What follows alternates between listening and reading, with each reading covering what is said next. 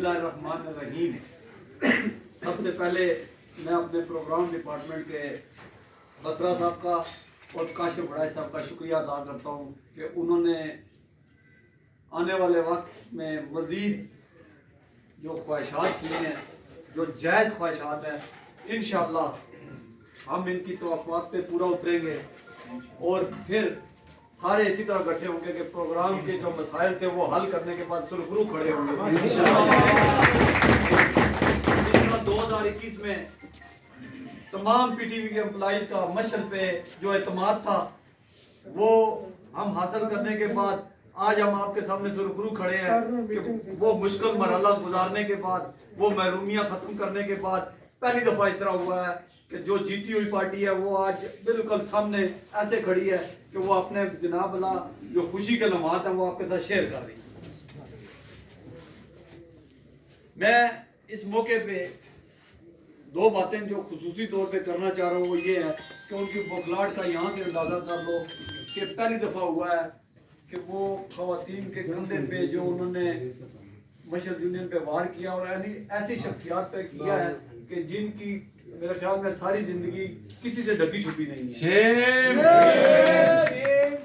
कल बड़े दुख के साथ कहना पड़ रहा है कि इकबाल शहीद साहब के बारे में जो उस खातून का जो अज़ारे ख्याल है वो मेरे ख्याल में यहाँ करने के काबिल भी नहीं है, लेकिन हम कंडेम करते हैं उनको कि वो मेरे ख्याल में ऐसे अल्फाज में बार-बार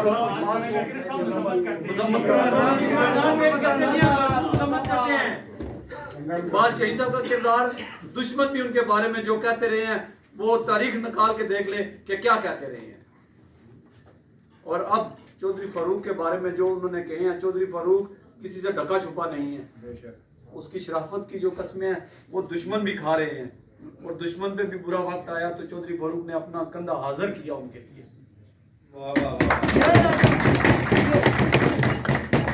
जो कुछ उन्होंने किया मैं यही कहूँगा कि खुदा रहा सियासत को सियासत समझो और एम्प्लॉय की खिदमत के लिए अगर हम आए हैं तो किरदार कशी खुदा के लिए बंद करो। ये उनकी हार का मेरे ख्याल में सबूत है कि वो जो किरदार कशी कर रहे हैं उनके पास कोई प्लान नहीं है आने वाले वक्त का, सिर्फ वो किरदार कशी पे सियासत कर रहे हैं। दोस्तों 2021 में ये किसी से ढकी छुपी नहीं है कि मुश्किल हालात थे।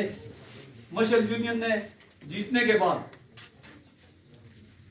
जिस मुश्किल से ये काफिला दोबारा रवां दवा किया है वो किसी से ढका छुपा नहीं है।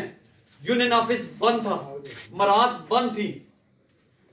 आज अगर वो नाच नाच के दोबारा जनाब अल्लाह वो कह रहे हैं कि जी सब कुछ हमने कराना है तो 2021 में भी आप सामने खड़े होते, मुश्किल हालात जरूर थे, आप लोग तो सामने ही नहीं थे।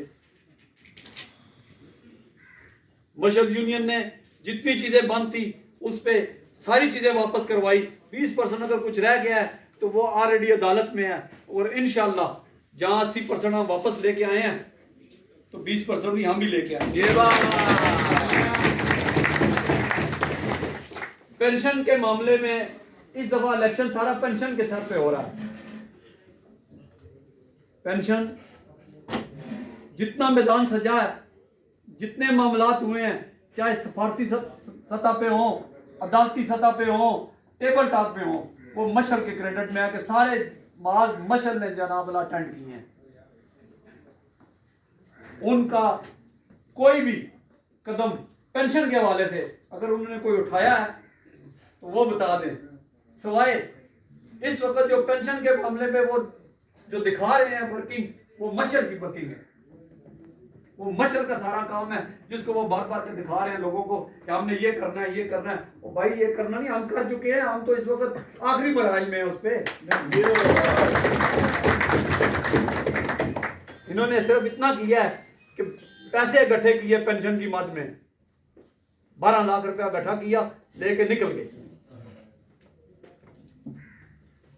आप लोग ये ध्यान में रखें कि किरदार कशी वो कर रहे हैं, सियासत में सिर्फ किरदार कशी वो कर रहे हैं, अमलन काम कोई नहीं है उनका। किरदार कशी ना अल्लाह पे छोड़ दें।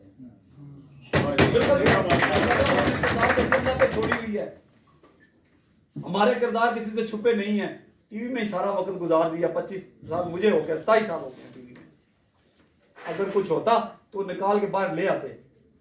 फारूक साहब को कुछ होता तो आप लोग सारे जानते हैं, लेकिन उनको शर्म आनी चाहिए। अगर कुछ करना है तो वो करके दिखाओ। ये किरदार कशी करके क्या साबित करना चाह रहे हो? आप लोगों ने 25 तारीख को इस किरदार कशी का जो नतीजा है ना, 25 जनवरी को आप लोगों ने देना है। और इंशाअल्लाह हम लोगों ने आने वाले वक्त में जो वादे किए हैं आप लोगों से, प्रोग्राम के हवाले से जो कल बातें हुई हैं, इंशाअल्लाह आप जरूर हमारे साथ खड़े होंगे और इंशाअल्लाह हम पूरा करेंगे। ये इंशाअल्लाह आपसे के हवाले से बात करूं, वाकई बहुत मोहतरम है, बड़ा नाम है इनका। कल मैंने इनकी जो हवाले से एक बात की, मैंने बड़ी क्लियर बात की उस वक्त भी कि झूठा वादा कोई नहीं करेंगे सर। जो करेंगे इंशाअल्लाह सीना तान के करेंगे और सीना तान के आपके सामने आके फिर दोबारा खड़े होंगे। बहुत शुक्रिया।